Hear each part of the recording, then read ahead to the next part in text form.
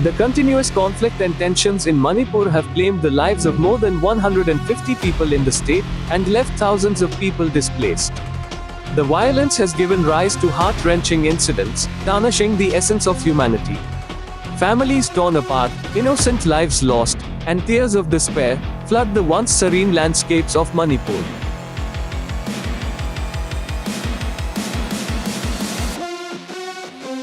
The latest report by the Digital Forensic Research and Analysis Center, DFRAC, has delved deeper into the reasons behind the tragedy in Manipur and fact-checked the claims of communal tensions in the state. Many claims and reports suggest that there is a religious and communal angle to the conflict in Manipur. However, in order to verify these claims, it is first important to understand why the violence in Manipur has been going on.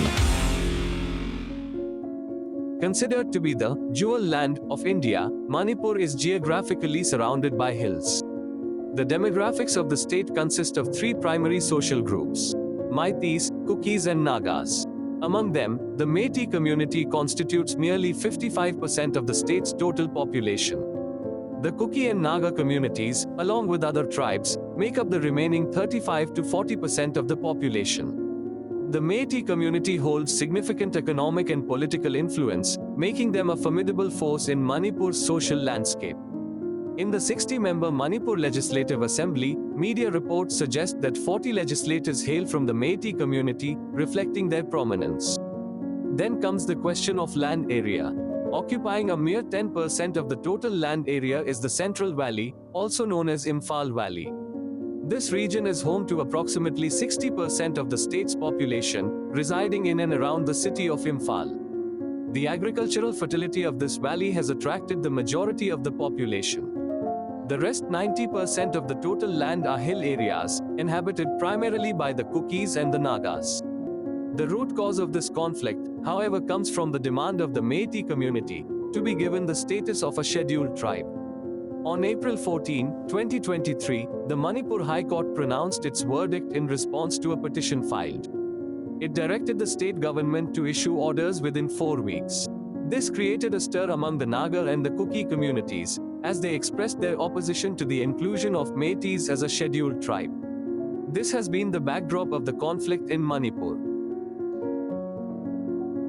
As per the various media reports, the question of land occupation is central to the tensions.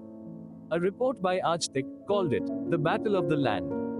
As per the current laws in Manipur, only the indigenous tribes are allowed to live in the hilly areas. Since the Meitei community is considered non-tribal, they are restricted from settling in the hilly regions. A report by BBC also verifies that land rights is at the heart of the issue. The report states, the reason behind the conflict is simple: the Meitei people cannot purchase land in Kuki inhabited areas, and now they seek tribal status. Clearly, the matter concerns land rights. Another important reason behind the turmoil in the state is linked to opium cultivation. Several media reports have also highlighted the presence of opium cultivation in the region. According to these reports, the state government has been taking action on the land used for opium cultivation, which is predominantly associated with the Kuki community. Since 2017, the government in Manipur claims to have destroyed opium fields spanning over 18,600 acres, with a significant number of these fields located in Kuki inhabited areas. So where does the question of communal violence come into the picture? A lot of uncertainty and misinformation regarding the conflict in Manipur is the result of the fake news circulating in social media. The DFRAC reported to fact-checking some of these news pieces to verify their claims. A video was shared on social media showing a group of naked women protesting against the police. However, there is no connection of this viral video with Manipur. The video is actually from Uttar Pradesh during the municipal elections in the Chandoli district. Another such video claimed that a 300-year-old church was set on fire amidst the clashes in the state. When the viral video was fact-checked, it was revealed that the video is not from Manipur, but from France during a period of violence. Yet another video depicted a woman being brutally assaulted. Users claim that this Christian woman was murdered for shouting, "Out Modi." Upon fact-checking, it was found out that the video is from Myanmar, and the incident occurred in February of 2022. This shows that a lot of fake news has been doing the rounds, and has influenced public opinion not just within India, but internationally as well. A lot of misinformation has also been deliberately circulated to fit certain narratives. It was found that some Pakistani users have falsely portrayed the clashes through a religious angle, depicting it as an atrocity by Hindus, Meiteis, against Christians, Kuki Naga. However, numerous media reports have already clarified that this is not a religious conflict. Rather, it is a struggle for land and rights between different communities. The addition of the 1984 Sikh riots to this narrative is also misleading and deceptive. A collage was shared comparing the brutality of the incidents in Manipur to that of the 1984 riots. It was later found that the images shared as that of the 1984 riots are in reality from Sri Lanka during the Sri Lanka Civil War. Many users from Pakistan have shared this collage across their social media handles. Since the 18th of July, the search rate of Manipur violence has also increased significantly in Pakistan. Many Pakistani users have taken to their Twitter handles to spread the narrative of communal tensions in Manipur. A user by the name of Proud Pakistani tweeted that Christian women were paraded naked on the streets by Hindu men. Even the Indian American Muslim Council called this a communal and religion-based incident. The South Asia Index also portrayed the ethnic conflict as a struggle between two religious communities, Christian and Hindu.